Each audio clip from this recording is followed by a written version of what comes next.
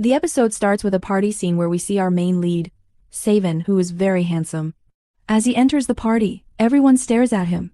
Then our female lead, Yoo-Joo, comes in, and Soo-Bin tells her that she doesn't need to be nervous because everyone is looking at him, not her.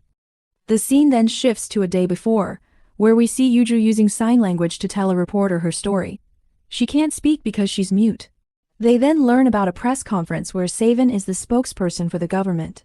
Here, Soo-Bin tells the media about how some people kidnapped their people and are demanding ransom. The government decided not to give in to the kidnappers and will bring their people home safely. We then see Yuri, the reporter, who is blushing at Soo-Bin's speech because she likes him. On the other hand, Yoo-Joo gives Soo-Bin the middle finger after listening to his speech. The next scene shows Yoo-Joo with her brother, Bon, and their mother. Yoo-Joo is troubled by their conversations. While driving, her car suddenly becomes unbalanced, and Yoo-Joo doesn't know what's happening. She tries to open the car door but can't. Then she sees a person and gets scared. Suddenly the car door opens. In the next scene, Bon receives a call from someone who tells him that he has kidnapped his wife and will soon kill her. Bon doesn't believe the kidnapper, and then he calls his mother-in-law to ask about Yoo-Joo. His mother-in-law tells him they dropped Yoo-Joo home earlier. When the kidnapper calls again, Bon tells him to call him only when he has Yoo-Joo's dead body. He tells the kidnapper to do whatever he wants with her. Yoo-Joo feels very bad after hearing all of this. On the other hand, Bon seems indifferent but asks his assistant to track the number and drives fast to reach home. Yoo-Joo got hurt because of the glass. She quickly bandages her wound. When Bon comes home and sees her, she goes back to her work. Bon tries to talk to her but Yoo-Joo doesn't respond. Bon feels relieved to see her safe. Then his guy calls him and tells him they can't track the number. It can only be tracked if Bon talks to the person for 10 minutes. Yoo-Joo is listening to all this. Bon goes to his study room and asks to hire bodyguards for Yoo-Joo. Then he goes to Yoo-Joo and asks her to come to the party with him tomorrow. It's an ambassador's birthday whose wife is deaf. Yoo-Joo will use sign language to communicate with her. The story then goes back 3 years, where we see Yoo-Joo in her wedding dress. Bon comes and asks her to remove all the jewelry and the dress. Yoo-Joo starts taking off her dress, and Bon covers her with his blazer, saying she will be naked. Then he shows her the contract paper and tells her that she can't tell anyone about their marriage. There is no love or emotion in their marriage. She will just be his hostess. Later they get married. The story now comes back to the present. Yoo-Joo is watching the news and everyone is discussing who Bon's wife is. We then see the scene from the beginning of the episode where the two are at the party. The ambassador's wife can't hear anything, and Yoo-Joo uses sign language to explain everything to her. Both are impressed and say they didn't know Bon's wife knew sign language. Yoo-Joo tells them she's not his wife, it's her job. People then start asking Bon about his wife. Bon says he can't tell anyone about his wife. She's a government employee, because of which people keep attacking her. His wife is his weakness. Yoo-Joo is listening to all this. When the two are alone, Yoo-Joo asks him through a message if she can go home now. After his work is done, Bon refuses. Yoo-Joo tells him through sign language, "Do you think I can't hear? Do you think I have no emotions? You said I'm your weakness. Then where were you yesterday? That killer was about to kill me but you didn't come." After saying all this, she leaves. Later, the kidnapper calls Bon again. Bon tells him he said he would kill his wife, but she's safe. The kidnapper says he can still kill her today. Hearing this, Bon gets completely shocked and says he can't come to the party. The kidnapper starts talking about the food he has at his place. Bon, filled with fear, starts looking for Yoo-Joo. He tries to find the kidnapper, but he can't find him anywhere. Bon asks how he knows about his wife. The kidnapper says he knows everything about her. He says Bon's wife is Yoo-Joo, who can't speak and is the daughter of the chairman. He says Bon was supposed to marry the chairman's elder daughter, but she ran away a day before the wedding. After that, Bon married Yoo-Joo. If this information gets out, what will happen to him? We then learn that Yoo-Joo is the one talking on the kidnapper's phone. She's using a voice changer. Last night, when Bon said to call him only when he has Yoo-Joo's dead body, she was completely broken and started driving. That's when they had an accident. Yoo-Joo wasn't hurt, but the kidnapper was unconscious. Yoo-Joo took his phone and is now talking to him using it. Yoo-Joo says to Bon, "Do you know how scared your wife was? She can't even speak, and still, you didn't come to help her." After hearing this, Bon asks her what she wants. Yoo-Joo, pretending to be kidnapper, said Bon that he must give divorce to Yoo-Joo and marry her elder sister Yuri, who was his real fiancée. Bon gets very angry after hearing this and tells the kidnapper how dare he come to his family. He says he won't spare him and will catch him soon. Hearing this, Yoo-Joo, scared, hangs up the call. As soon as Yoo-Joo steps out of the washroom, Bon takes her to another room. He asks her if she had an accident yesterday, if anyone kidnapped her, and where she got hurt. He then looks at her neck and asks who kidnapped her, if she saw their face, and if she knows them. Yoo-Joo tells him through a message that their face was hidden and she couldn't see them. Bon gets angry and says, how could she not tell him about all this? Yoo-Joo thinks to herself, you wanted to see my dead body, didn't you? Bon steps outside, and his friend calls him, telling him they couldn't track him again. Maybe some organization is behind it. Hearing this, Bon gets even more worried. Meanwhile, Yoo-Joo is listening to her own recording and is very happy because she knows Bon's weakness. She needs to do something about the kidnapper's phone soon. We then see Bon coming to Yoo-Joo and asking for her car keys. Yoo-Joo, scared, gives him the keys. Bon goes to search for the car. On the other hand, Yoo-Joo is very scared because she thinks her conversation with the kidnapper is recorded on the car camera. She goes to Bon, scared, and he asks her where the recording is gone. Just then, a bike was about to hit Yoo-Joo, and Bon pulls her towards him. Yoo-Joo starts looking at him as he protects her. Bon tells her not to go to work, but Yoo-Joo refuses and tells him clearly that she won't leave her job. Bon doesn't like this at all. The next scene shows a court scene where a lady's case is going on. She can't speak, so Yoo-Joo helps her using sign language. Bon and his friend try to find the criminal, but they don't find any clues. Then, Bon gets a message that Yoo-Joo is free from her work. Bon tells her to go home quickly. Miss Lee, Yoo-Joo's bodyguard, is waiting for her. But then, she sees some people fighting and goes towards them. On the other hand, we see a suspicious person in her room. She sees the shadow of that person and gets very scared. She remembers the scene from that night. Yoo-Joo thinks it might be the kidnapper. When Miss Lee comes back, she doesn't find Yoo-Joo anywhere. She gets scared and starts searching for Yoo-Joo. She also tells Bon about this through a message. Bon asks her to find Yoo-Joo quickly. After a while, Miss Lee messages him that they found Yoo-Joo. She is with someone. In the past, we see that as soon as Yoo-Joo steps out of the showroom, she meets her colleague. She is now with her colleague. Photos of both of them reach Bon. Bon notices how happy Yoo-Joo is with this guy. It's clear she likes him. We then see the colleague talking to Yoo-Joo in sign language. He tells her that he will be working with her from now on. Then he asks for her contact number. After giving him the number, Yoo-Joo leaves. At home, Yoo-Joo's mother has come. She has brought a dress for Yoo-Joo from a store.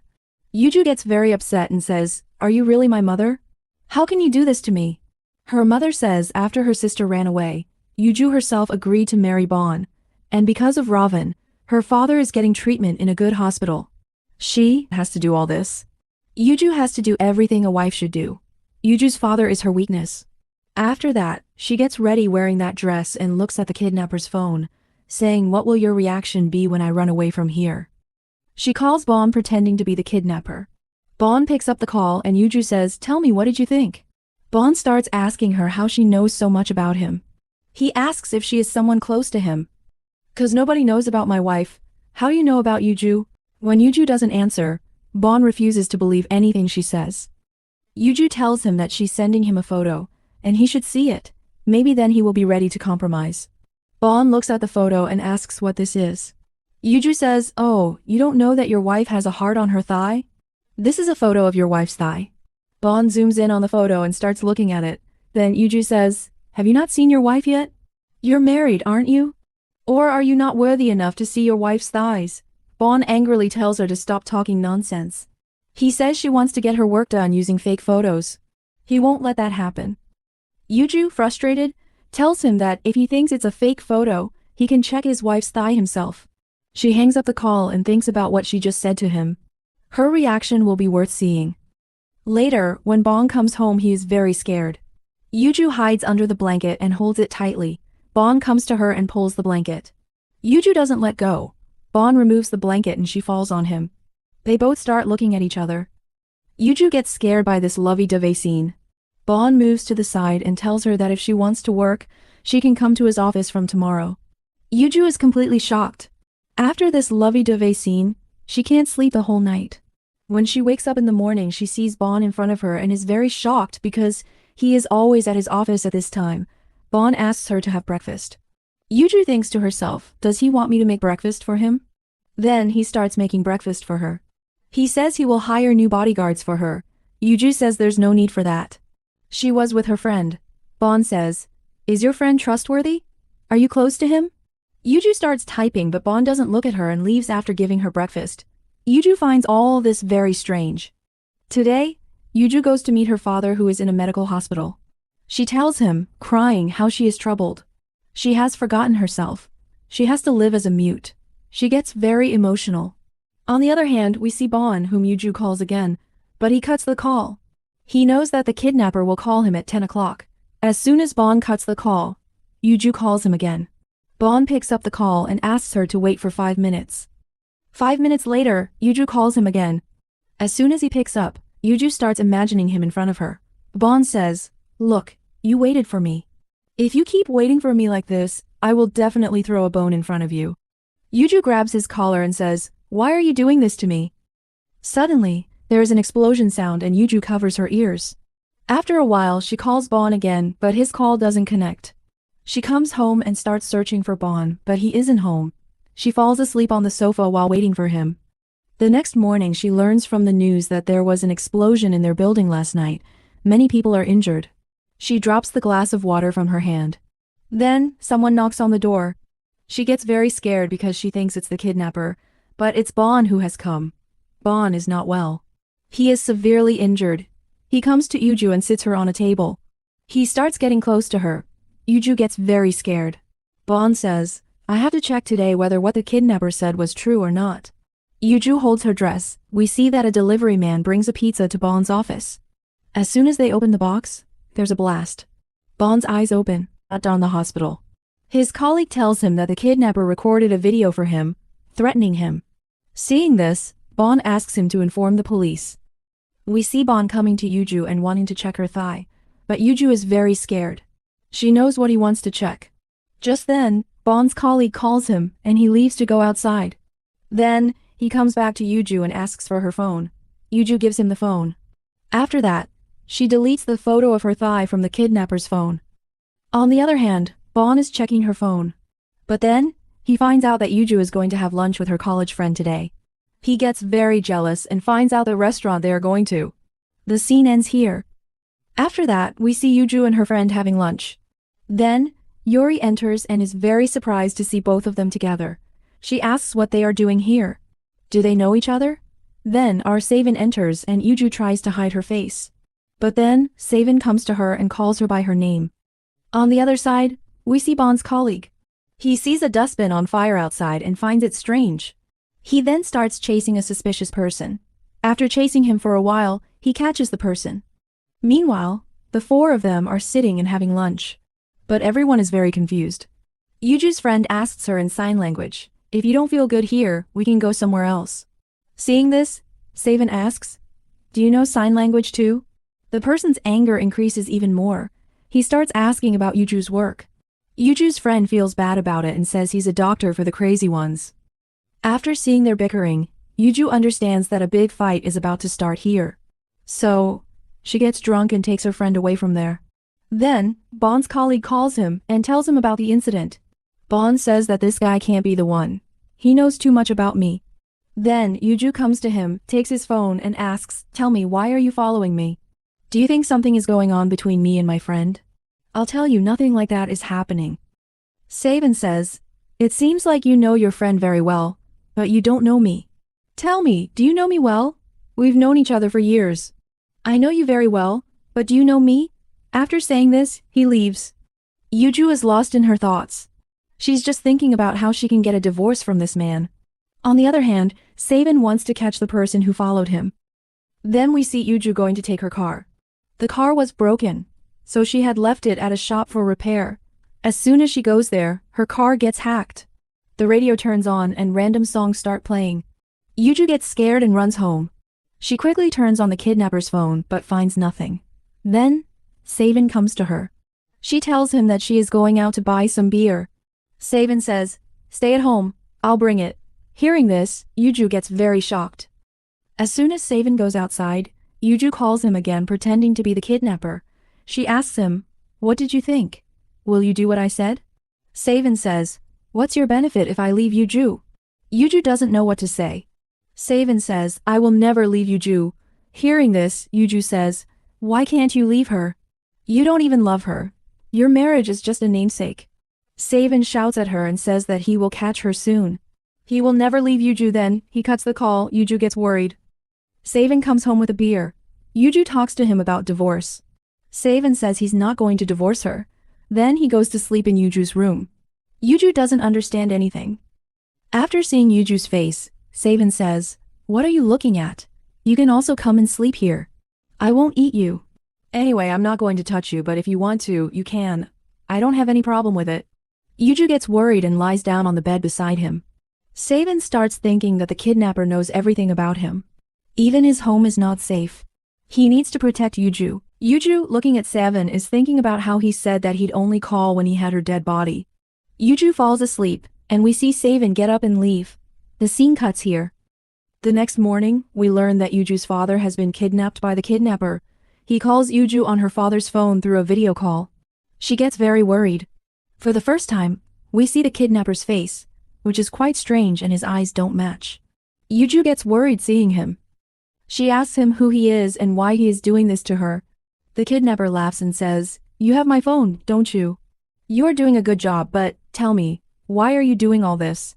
Yoo-Joo says that she just wants a divorce from Savin. The kidnapper laughs and says, "Okay, we both have the same goal." On the other side, Savin receives a call which we haven't seen yet. Yoo-Joo rushes to the hospital, where she finds her father safe and feels relieved. Then, the police officers ask her to come with them to file a report. Yoo-Joo sits in the car, but then the car's radio turns on by itself. Yoo-Joo understands that the kidnapper has hacked it. She gets very worried and puts her hand on her face. Seeing her state, the police officers stop the car. Yoo-Joo gets out and gets very worried. She is thinking about how she has always been alone. Then, Savin enters, and the police officers are very shocked to see the president's car here. After saluting him, the officers ask him if he knows this lady. Savin comes to Yoo-Joo and says, "Yes, she is my family, she is my wife." This is the first time Savin has publicly called Yoo-Joo his wife. Yoo-Joo is very surprised and starts looking at Savin. Savin is with the president. But then he learns that Yoo-Joo has been taken away by the police officers. He immediately goes to her. Then the president asks him to take his car, and he goes directly to Yoo-Joo. He tells the police officers that this is his family, his wife. He asks the officers not to tell anyone about this. Yoo-Joo is completely shocked looking at him. Savin then tells her that if she wants to cry, she can cry. He will shift her father to a nursing home. Yoo-Joo starts crying loudly.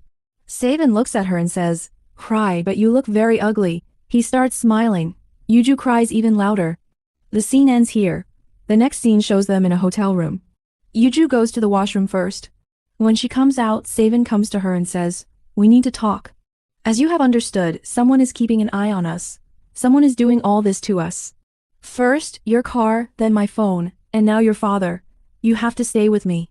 I will fix everything." Yoo-Joo starts leaving, and Savin asks her to sit down. Then he brings dinner for her. Savin's father has fixed a meeting inside the same hotel. Savin goes to meet him. Here, we learn that this father-son duo doesn't get along at all. After a while, Yoo-Joo also arrives. Savin's father looks at her angrily and says, "I think you and your father both have done this intentionally. Someone is clicking their photos." Seeing this, Savin understands that it's his father's trap. He takes Yoo-Joo and starts leaving. His father gets very angry and throws a glass at Yoo-Joo. Savin saves her. Then, Savin refuses to accompany him. He holds Yoo-Joo's hand and takes her with him. Yoo-Joo tries to get her hand out of his in the lift, but Savin tells her he won't divorce her. Yoo-Joo doesn't understand anything. As soon as she comes home, she gets very worried because she keeps remembering the criminal's words. "Call Savin again." She takes that phone and is about to throw it away, but then Savin comes in front of her. Seeing the trash, Savin says, "Okay, I'll throw it away." Seeing him, Yoo-Joo takes the trash back to her room. But then, she gets a call from her friend, and she starts talking to him. Yoo-Joo tells Savin that she will go for an interview in his company. If she gets the job, she can do whatever she wants. Then we see Savin looking at the details of Yoo-Joo's friend. He's gathering information about him. It's now 10 p.m., and the kidnapper calls Savin again. Yoo-Joo tells him, "You asked me what I would get in return if Yoo-Joo leaves, right? You will get In-ha. You and your family both want In-ha back, don't you?" Yoo-Joo leaves and you get In-ha back. Savin smiles and says, I want to tell you something. When In-ha disappeared, she met me last. I made a deal with her. Then he comes inside. Yoo-Joo quickly hides the phone. Savin asks her to come with him to tomorrow's event. The first event is Savin's father's party where everyone is present. Then, we see Yoo-Joo come to the party, dressed very well. But then, her mother comes to her and asks where her father is. Does she know anything about it? Yoo-Joo says that her husband shifted him to a nursing home. Hearing this, her mother gets very upset because she didn't want Savin to ever know about Yoo-Joo's father. Yoo-Joo feels alone at the party. Savin is also busy, so she goes to the rooftop and calls Savin again pretending to be the kidnapper. She starts crying and telling him her story. She says she has been alone since childhood and is very troubled. She doesn't have skills like In-ha. She's completely useless. Savin says, you shouldn't talk about my wife like this. She's very talented. She's doing all this because she loves her mother very much. Yoo-Joo cries again and asks, have you ever told your wife that you two are a couple? You treat her like she's not even in this world. Savin finds Yoo-Joo on the rooftop. He sees her talking on the phone. Both of them are very shocked seeing each other. Then, we see a flashback. Savin goes to the police officers, and they tell him that maybe his wife had a panic attack. She was shouting very loudly. Savin starts watching the video where Yoo-Joo is asking herself to get out of the car. He understands that Yoo-Joo can speak. Savin approaching Yoo-Joo's mother and asking her why Yoo-Joo is deaf. Her stepmother tells him that because of Yoo-Joo, her brother and sister died. Do you think she should be normal? Savin feels that Yoo-Joo can speak when she is very scared or panics. He then takes Yoo-Joo's jacket and starts looking for her. He is shocked to see Yoo-Joo talking to someone on the phone. Yoo-Joo is very scared after seeing him. She's about to fall, but Savin saves her. Savin angrily asks her why she didn't tell him. What was she hiding from him? Yoo-Joo gets scared and can't say anything. Savin gives her the jacket and asks her to go inside. Doo-jae calls Savin and tells him that the kidnapper is still at the party. Savin starts suspecting Yoo-Joo, but Doo-jae says maybe it's a man. Knowing that the person is still in the hotel, Savin starts looking for Yoo-Joo. When he finally finds her, he looks at her legs, where there is a scratch. Savin asks her if a dog bit her. Then Yoo-Joo remembers how a dog actually bit her in her childhood. Savin goes to her and protects her from the dog. He then carries her bag and takes her home. Yoo-Joo can't sleep all night. She keeps thinking about it. Our hero is also in the same state. He goes to her and asks her what she is hiding. Yoo-Joo starts typing on her phone, saying everyone has secrets. You have secrets too. You haven't told me yet either. Seeing this, Savin gets very angry and goes to sleep in his room. All these things trouble him a lot. The next morning he is at the office but not paying attention to the meeting. His colleagues notice this. Yoo-Joo has finally gotten her job and is very happy. She tries to message Savin but she can't. By mistake, she sends him an emoji. Seeing this, Savin is very confused. He doesn't understand what the emoji means, and everyone is looking at him. As soon as he goes outside, he blushes seeing the emoji. He tries to reply but he can't find anything good. So, he asks her to have dinner with him at night. On the other hand, we see Yuri working on a missing child case. We see how the same masked person scared the child the previous night. This person's actions are very suspicious. Hong In tells Sang-woo that Savion was asking her about him. And she accidentally told Savin that Sang-woo is orphan. Hearing this, Sang-woo is very shocked. The next scene shows Yoo-Joo going shopping. Savin is choosing a dress for her. On the other hand, we see In-ha trying on a blue dress. Savin also sees the same dress and asks Yoo-Joo to try it. But Yoo-Joo doesn't like the dress. Savin doesn't understand what to do now. Then he sees a dress in a shop, which is very beautiful. He asks Yoo-Joo to try on the fur dress. Just then, Doo-jae calls Savin and tells him that from the audio recording, they found out that the killer is not a man, but a woman. Savin is shocked, and at the same time Yoo-Joo comes out ready. She looks so beautiful that Savin just keeps looking at her. Now they decide to have dinner. Savin says, the things here are a bit too expensive. At the same time, Yuri and her colleague are messaging each other in their group about having dinner together. Seeing this, Savin starts looking at his phone. The next scene shows them all having dinner together. This person directly asks Savin why he was asking for his details. Savin also says, tell me, what are you doing with Yuri? Their argument starts getting heated. Seeing this, Yoo-Joo says, won't you congratulate me? Look, I got a job. The person replies, but this wasn't your dream, was it? Now we see a scene from their college days. Yoo-Joo goes to the music room and starts listening to music. The person is watching her. He tells Sae-Bin that Yoo-Joo's dream was to become a newscaster, not to work in your office. Hearing this, Yuri says, "You seem to know Yoo-Joo very well. Were you two together in college?" Sae-Bin was about to say something angrily, but Yoo-Joo gets up and leaves. The person was about to go after her, but Sae-Bin gets up and leaves. Just then, Yoo-Joo receives a message from her sister In-ha. Sae-Bin comes outside, but he doesn't find Yoo-Joo anywhere. Then he remembers a scene from his childhood where Yoo-Joo, In-ha and Sae-Bin were present. Yoo-Joo calls Sae-Bin again, pretending to be the kidnapper. She asks, "So what did you decide?" Sae-Bin asks her, "Tell me, have you ever heard Yoo-Joo's voice?" Yoo-Joo cries and says, "No, Yoo-Joo can't speak." Hearing this, Sae-Bin says, "Do you know the reason why she can't speak?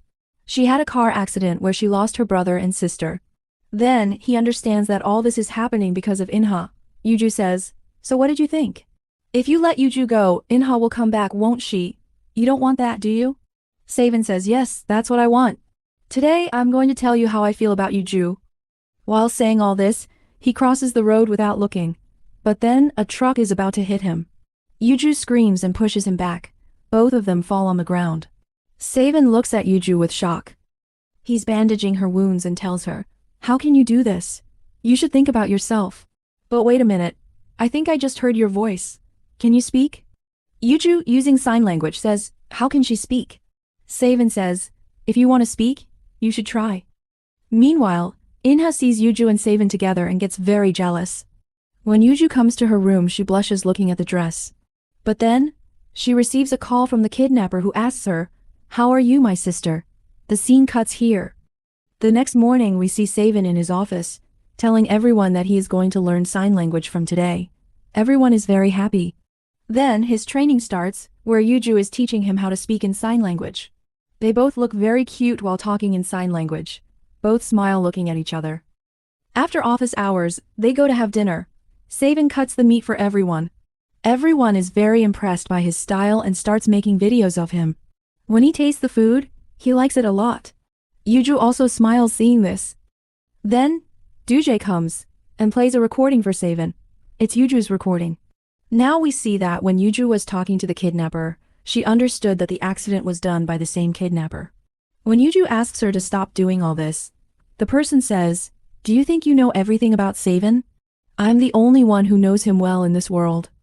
After hanging up, Yoo-Joo is thinking about Sae-Bin. On the other hand, Sae-Bin listens to the recording and looks at Yoo-Joo. Doo-jae says, "Whoever this person is, they are very close to you." Sae-Bin remembers all the flashback scenes and drinks a lot. Yoo-Joo catches him and takes him home, but Yoo-Joo can't pick him up and accidentally drops him. Sae-Bin's phone falls down.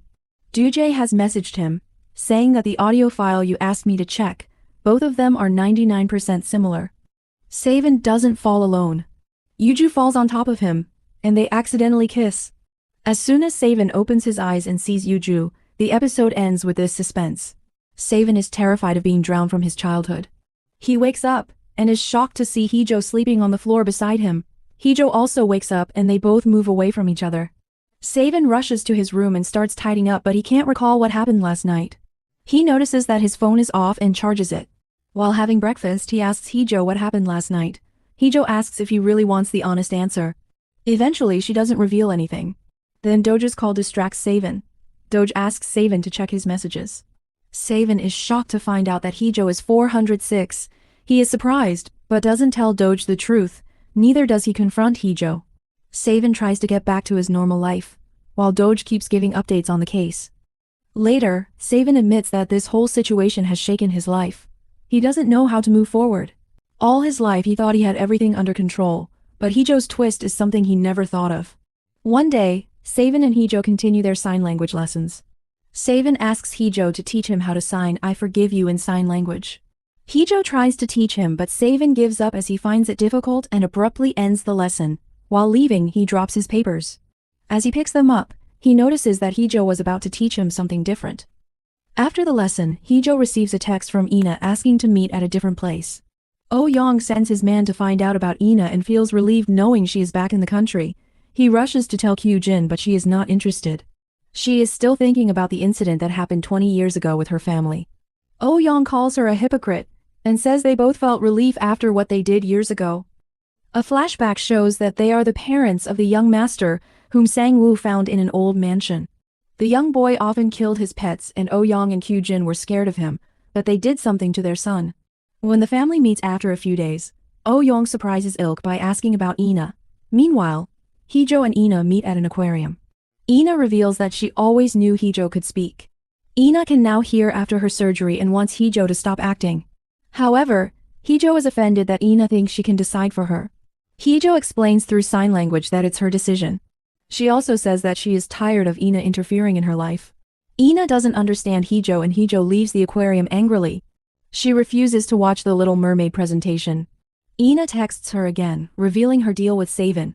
Ina also reveals that Savin specifically asked for Hee-Joo to be married to him and made her captive in a way. Back home, Savin is going through Hee-Joo's bags looking for her phone. He realizes all the clues were there but he ignored them. However, he still doesn't understand Hee-Joo's motives. Hee-Joo catches him going through her drawer and is surprised. Savin lies that he was looking for his phone. So, Hee-Joo plays his phone and tells him to check the other room where his phone is. Savin looks inside her drawer and takes out Hee-Joo's bra and teases her. Hee-Joo tries to take back her bra, but Savin keeps teasing her. In the process they both fall on the bed. Suddenly, Savin has a flashback of last night when he and Hee-Joo accidentally touched their lips. It's unclear if it was their first kiss or not. He wants to ask Hee-Joo if they kissed, but he gets shy and runs out of the room. He goes for a run and at 10:40 p.m., he receives a call from 406. This time, they decide to ask each other one question each and answer honestly. Hee-Joo asks Savin about his deal with Ina. Savin tells her that Hee-Joo was the only one who calmed the fear of his dreams that he had since childhood. He also admits that he had asked Hee-Joo to marry him to give her freedom. But he realized later that he became her other prison. Savin promises that if Hee-Joo wants, he can give her a real wedding. Then Savin asks Hee-Joo if she wants a divorce. Hee-Joo explains that Savin kept her away for 3 years. They have a conversation and begin to understand each other better.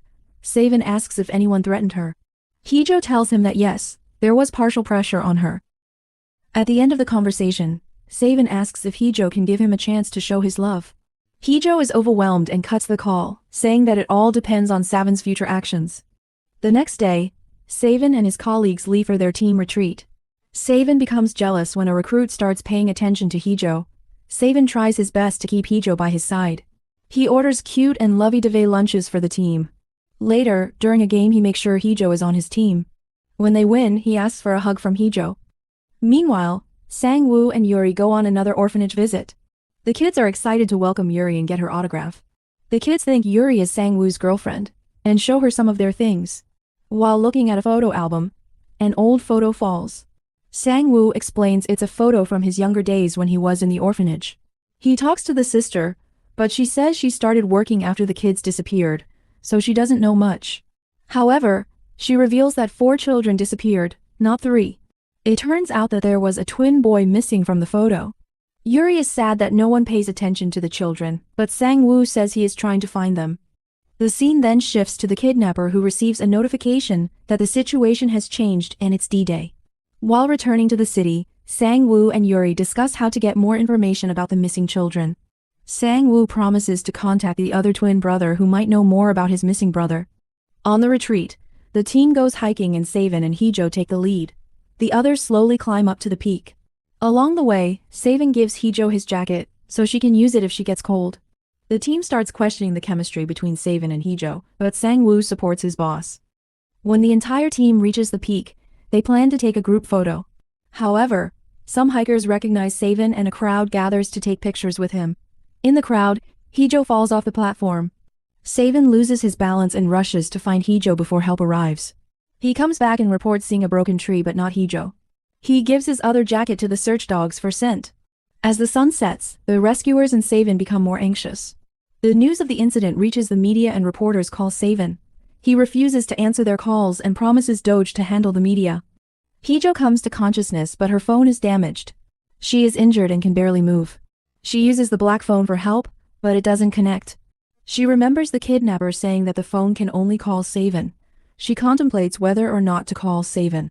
Finally, she calls him and Savin pretends not to know that Hee-Joo is 406.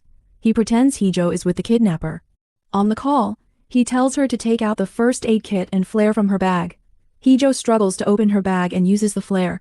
As soon as Savin sees the flare, he thanks 406 and promises to find Hee-Joo quickly.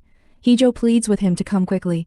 The flashback reveals that when Savin and Hee-Joo accidentally kissed each other, he confessed his true feelings to her, that he likes her. The episode starts with a flashback showing an accident involving Ina, Hee-Joo, and her little brother. When the rescuers arrived, they only took Ina out, leaving Hee-Joo in the car. At the hospital, Hee-Joo's mother told her to never speak, because only being pitiful was their chance to stay with the chairman. All this is going through Hee-Joo's mind as she waits to be rescued. Hee-Joo almost loses consciousness until she hears Savin's anxious voice. Then Hee-Joo has a flashback to when Savin was there for her as a child.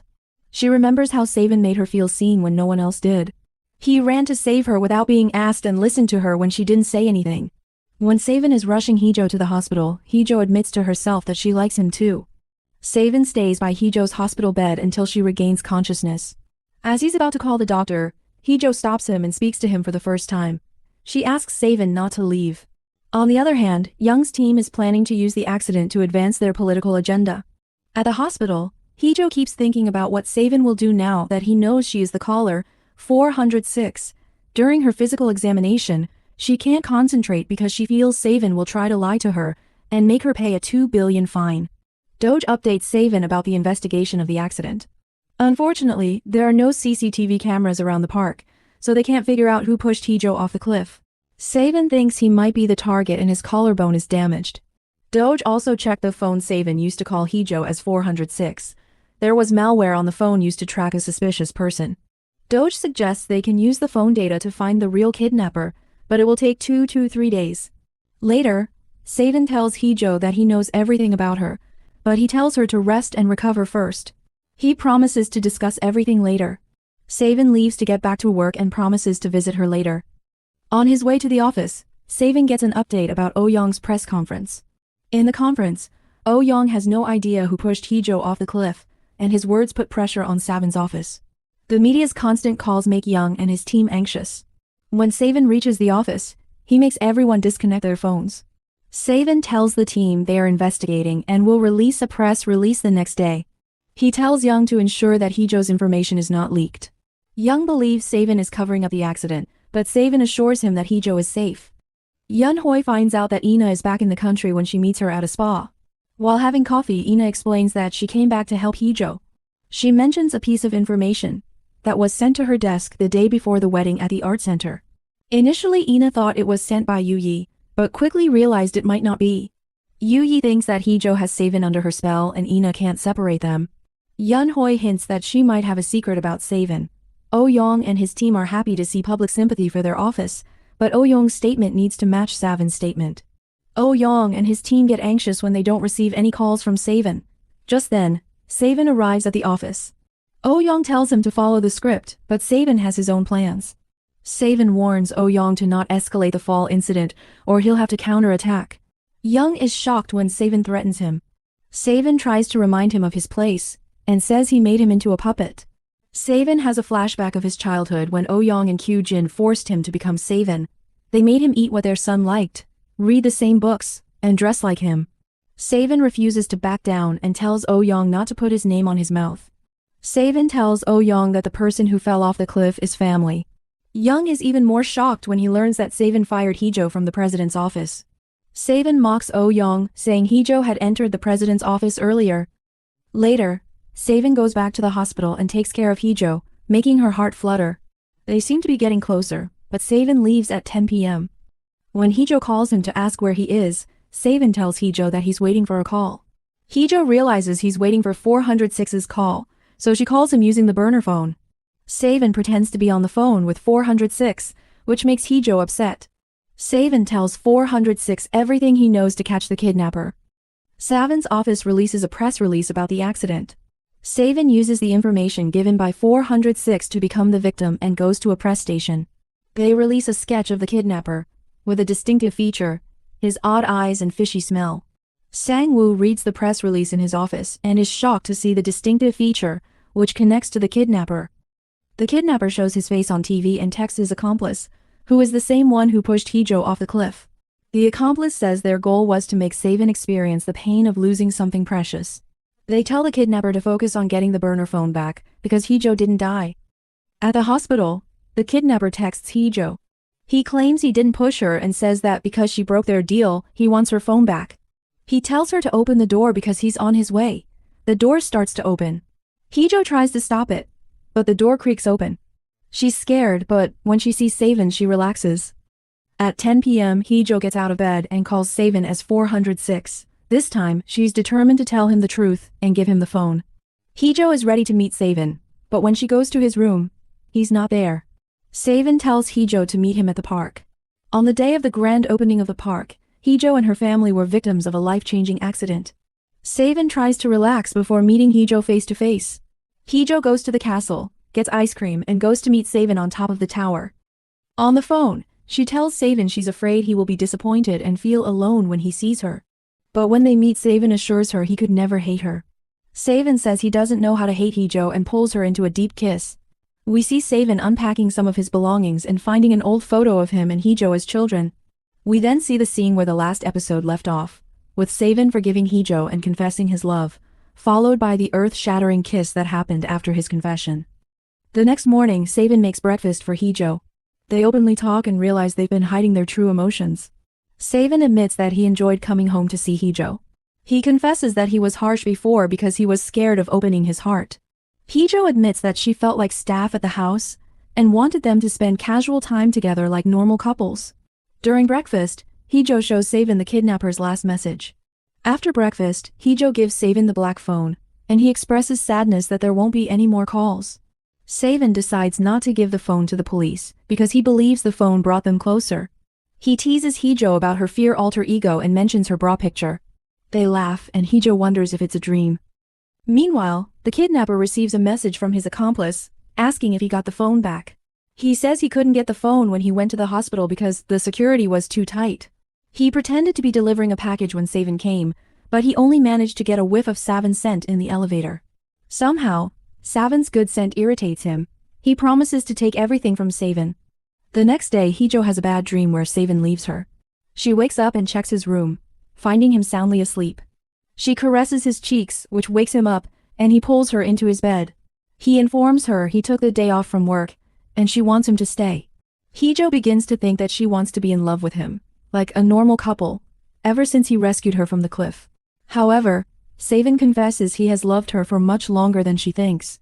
While they are talking, Young calls Sae-Bin and implores him to come to the office. Sae-Bin arrives at the office to find Young Boo has planned a surprise intervention to encourage him. Doj arrives a little later and informs them that he finally tracked the kidnapper's location. According to the data, the kidnapper is in Hajangjeongdo. Doj asks if Sae-Bin is familiar with the location, but Sae-Bin leaves without saying anything. He orders Doj to stay behind and not involve the police. As he's leaving, reporter Yak-jin calls Sae-Bin to check on him. The reporter is surprised when Sae-Bin says he's going to meet the kidnapper. After Sae-Bin leaves, Yeon-Hoi goes to Hee-Joo and tells her that Ina has returned. She warns Hee-Joo to be wary of Ina.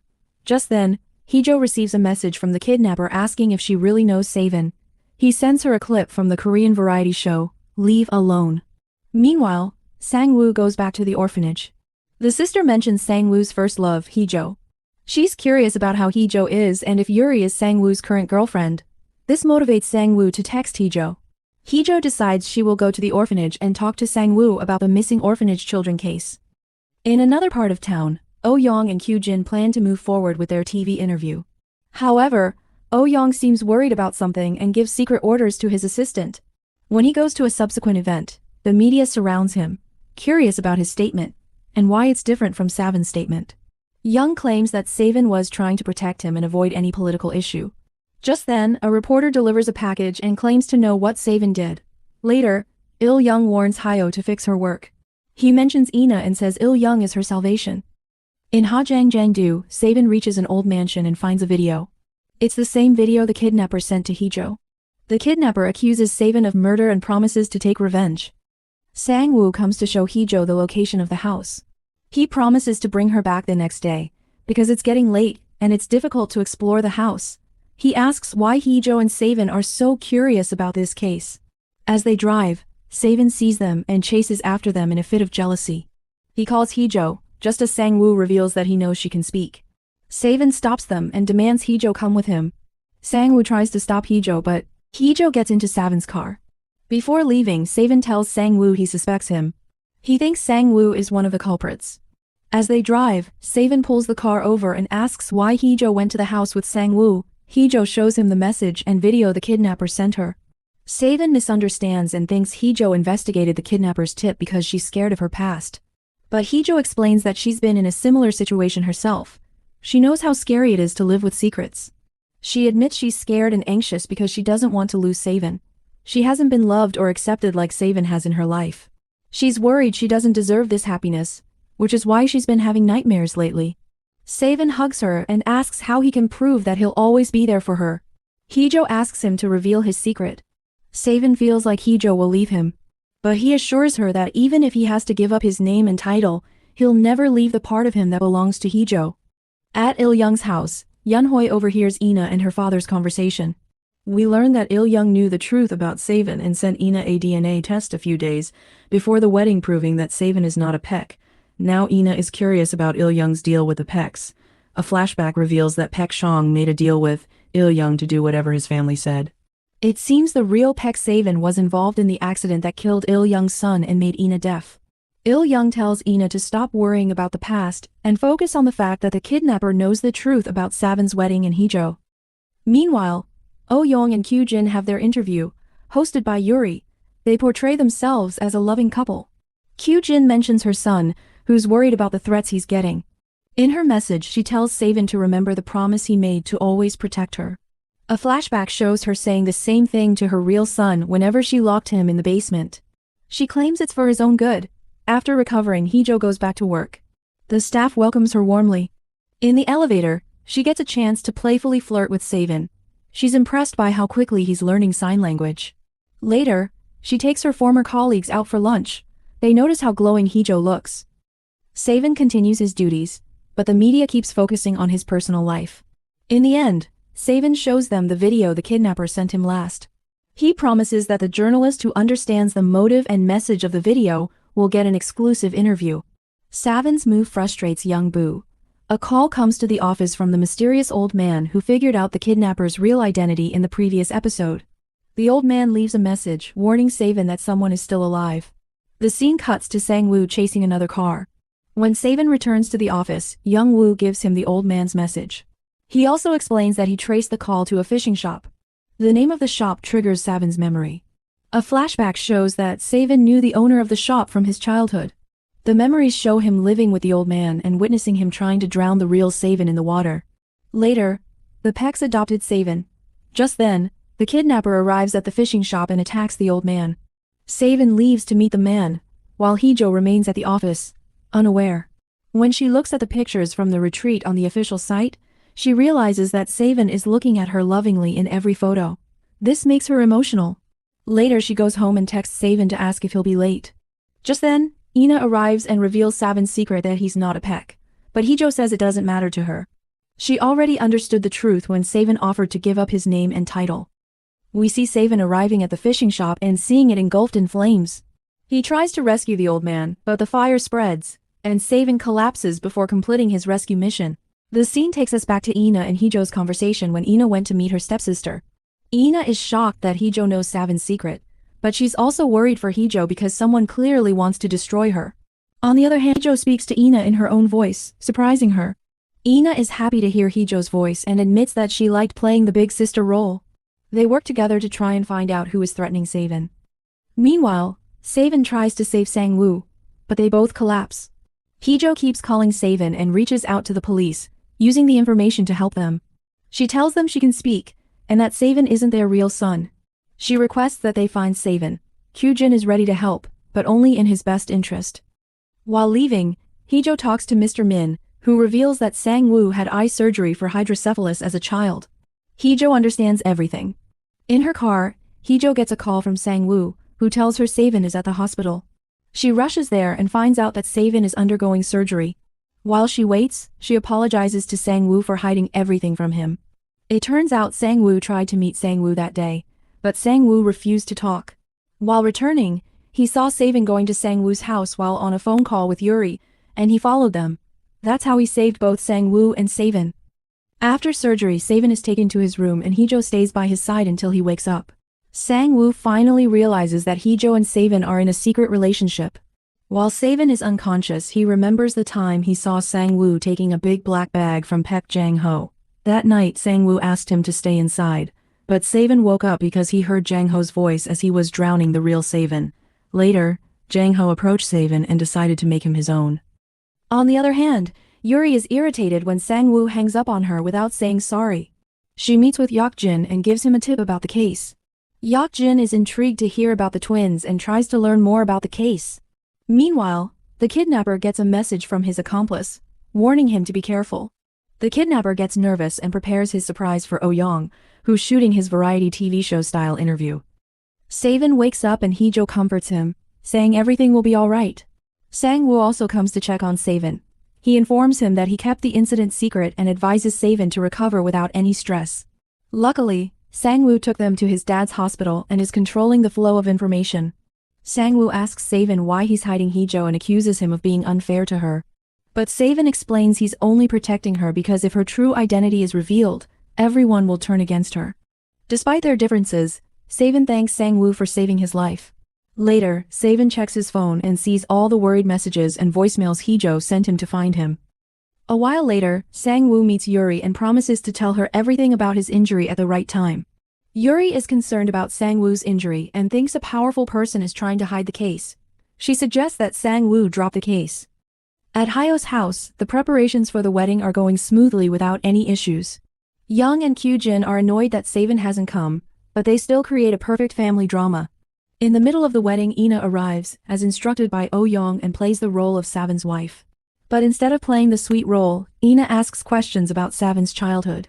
Things get worse when Oh-young receives a package, thinking it's his ordered alni, but it's actually another threat from the kidnapper. Kyu-jin chases the package delivery man and reaches an old family house. Ina refuses to give her consent to use her image in the wedding, which shocks Oh-young because he thought she was his ally. On the other hand, Savin panics when he returns from talking to Sang-woo and doesn't find Hee-Joo. He calls her repeatedly, but she doesn't pick up, and he feels like his whole world is going out of control. He calls her repeatedly, but she doesn't answer. He finds out that she went home to find the black phone so she can give it to the police.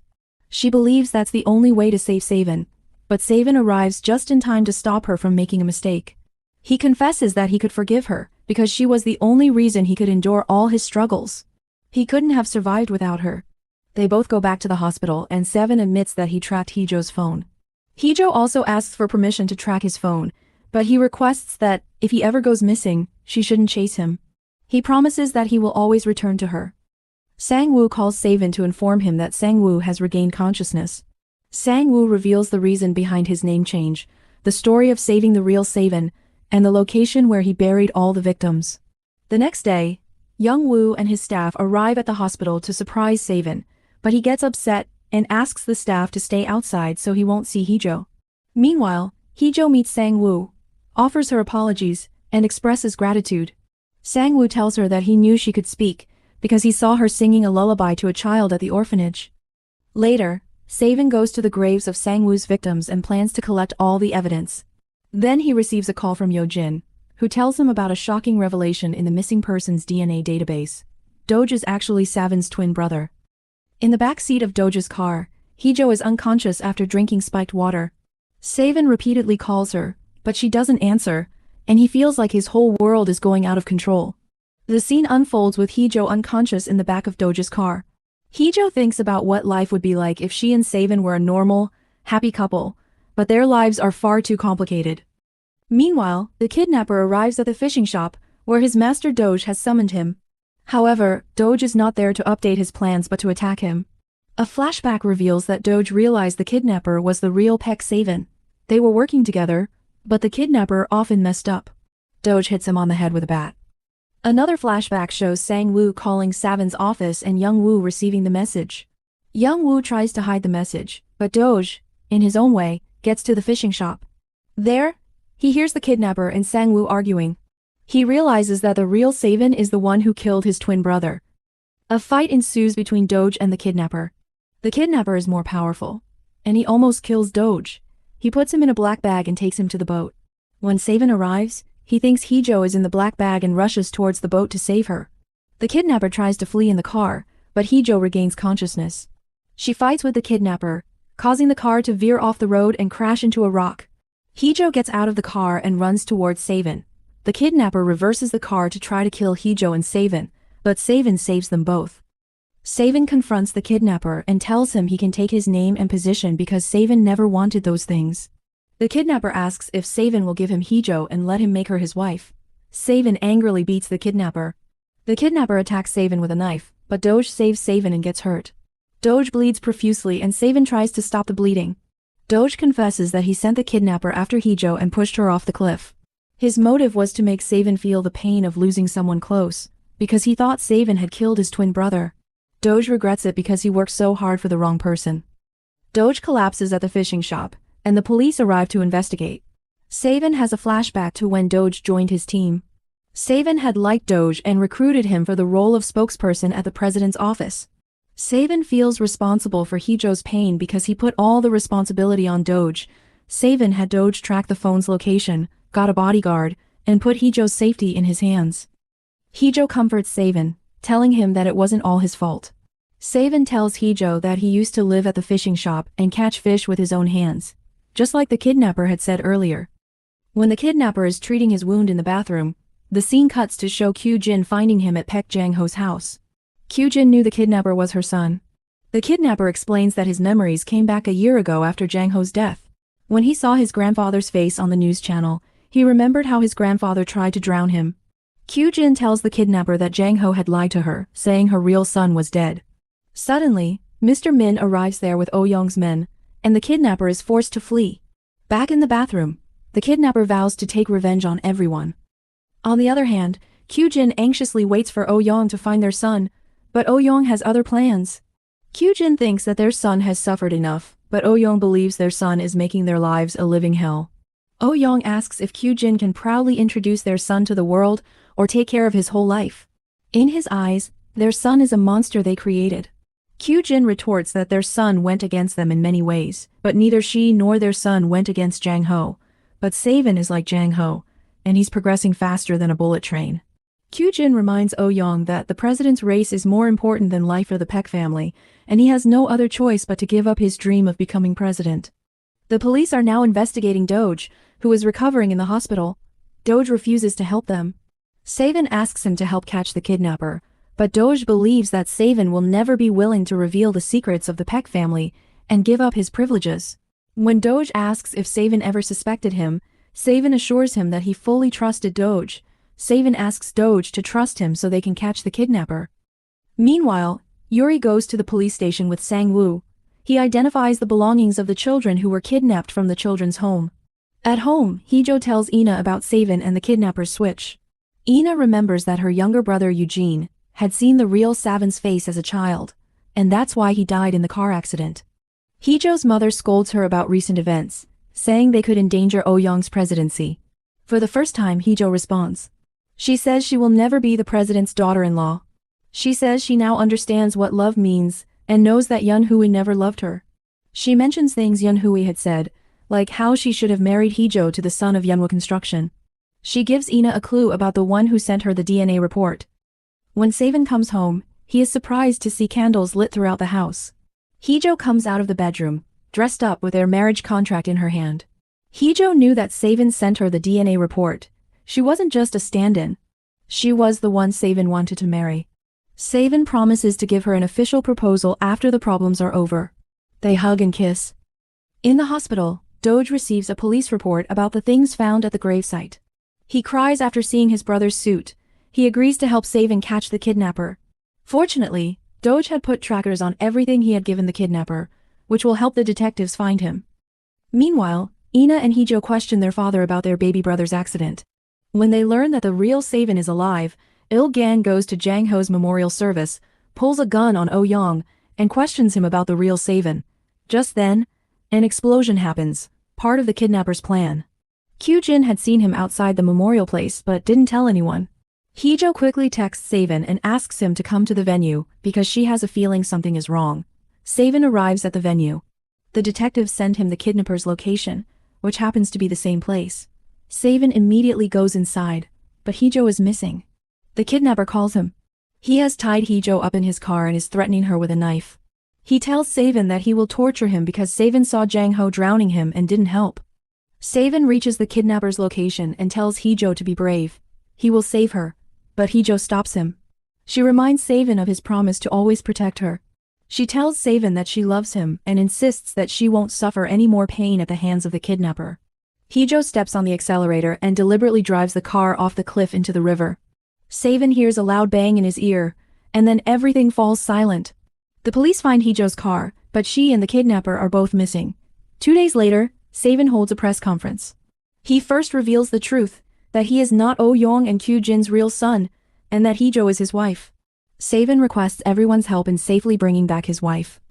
In the epilogue, we see a romantic scene between Sae-Bin and Hee-Joo. He tells her that he became Paik Sa-Eon just to meet her. Hee-Joo hugs him. The situation forces Sae-Bin to ponder what could have been. What if he had confessed his feelings to Hee-Joo 3 years ago after their marriage? What if Hee-Joo had given their marriage another chance? Now all that remains is regret. Despite Hee-Joo's plea to not come save her, Sae-Bin tries to find her.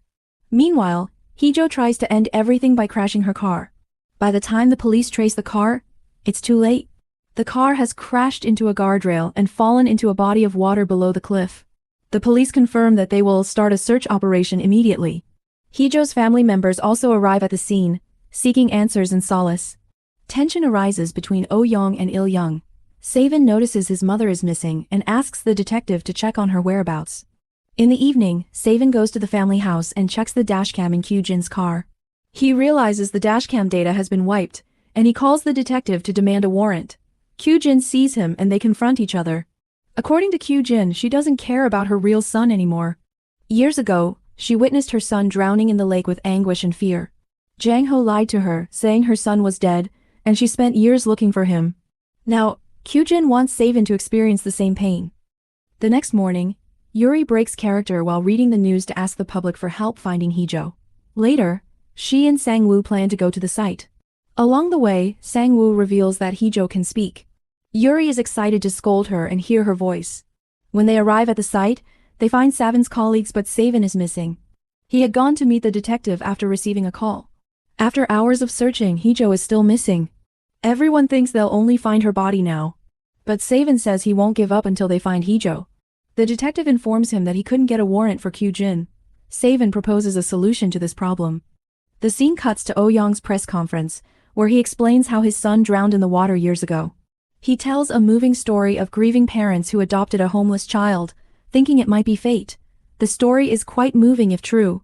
Yo-jin uses this opportunity to expose Oh Young's lies, and plays a recording of Do-ish explaining how he met the kidnapper. The scene alternates between Do-j's testimony in prison and the press conference. Through the recording, Yo-jin connects the kidnapper to the missing orphanage children and to Paik Jang-ho's cover-up. Hyo tries to stop the recording from being made public, but another big problem arises when the police interrupt the press conference and arrest Kyu-jin for murder charges. Initially, Kyu-jin is confident that there's no evidence of murder against her. She thinks the police are talking about Hee-Joo's murder, but she's actually being charged with Paik Jang-ho's murder. It turns out Paik Jang-ho was wearing a ring with a camera on his deathbed. The camera recorded his last conversation with Kyu-jin. In the video, Paik Jang-ho admits that Sae-Bin is his son. He also refuses to apologize for what happened to Kyu-jin's son. In anger, Kyu-jin smothers him with a pillow. Sae-Bin had been keeping this evidence for years, planning the Paik family's downfall. But now he's using it to save Hee-Joo. Yoona refuses to believe that she hid Hee-Joo and the real Sae-Bin. She tries to explain that Hee-Joo is useless to her, dead or alive. But Sae-Bin understands her lies because he knows how deeply Kyu-jin hates him.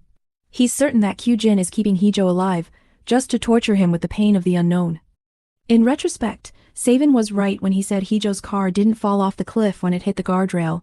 Mr. Min found Hee-Joo and the kidnapper there. Following Kyu-jin's orders, he saved them both, and took them to an old mansion near the orphanage. He locked them in separate rooms in the basement. Hee-Joo regained consciousness but refused to eat because she knew Kyu-jin's endgame. She didn't want Sae-Bin to be burdened by searching for her for years. For her, dying would have been better because she didn't want Kyu-jin to win.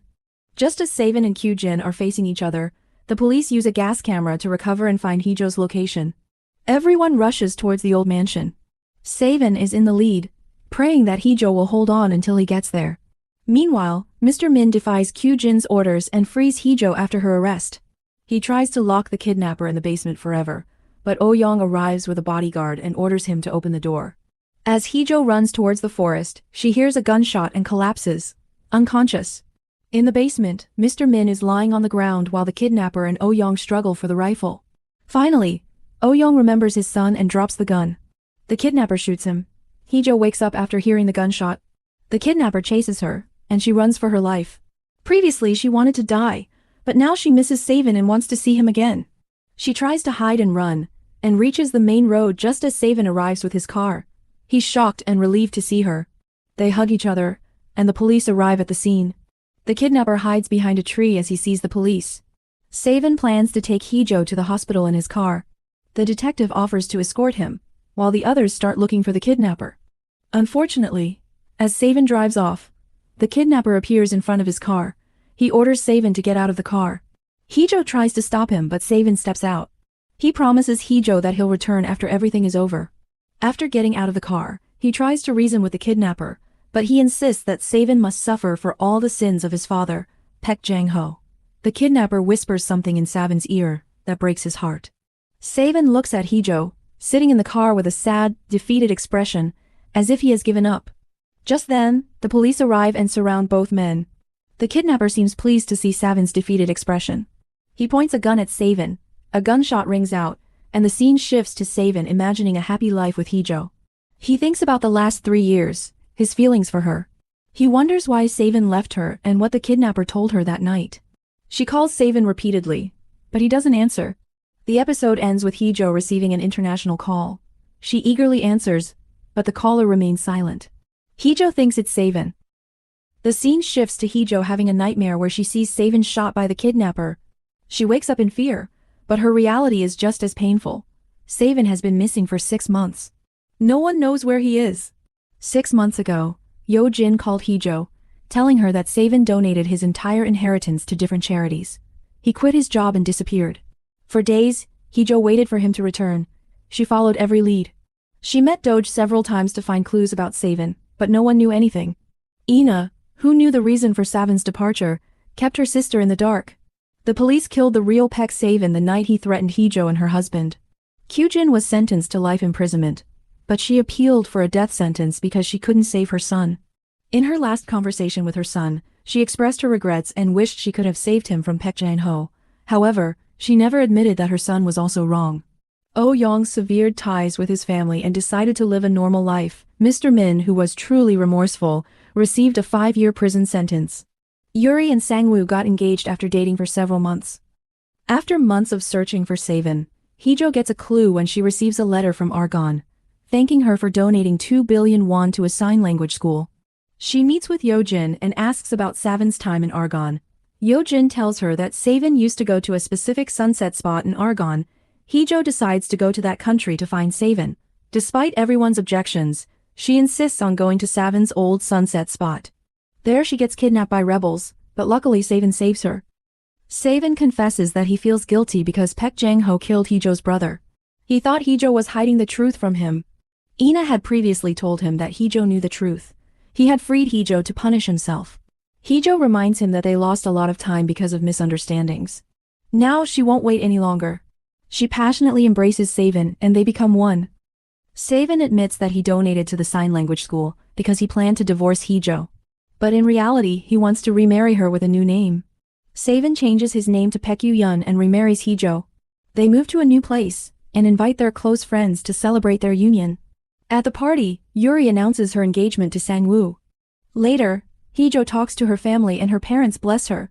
After everything, Hee-Joo is ready to forgive her parents, but she wants to mend their relationship slowly. She also forgives Ina and encouraged her to find her happiness, forgetting her past. On the other hand, Yoo-yeon reconnects with Sang-woo. Meanwhile, Hee-Joo takes a new job as a sign language interpreter at a broadcast station. Yoo-yeon works as a state negotiator and is sent on a prominent mission, which worries Hee-Joo. The show ends with Yoo-yeon calling Hee-Joo after successfully completing his recent mission. He tells her to call him 406 whenever she's angry so he knows he has done something wrong. Hee-Joo agrees to always speak her heart to him and asks him to return safely. The surprising twist is that Doge has become Yoo Yeon's assistant. If you like the video, like it. If you are new to the channel, subscribe. Thank you so much for watching.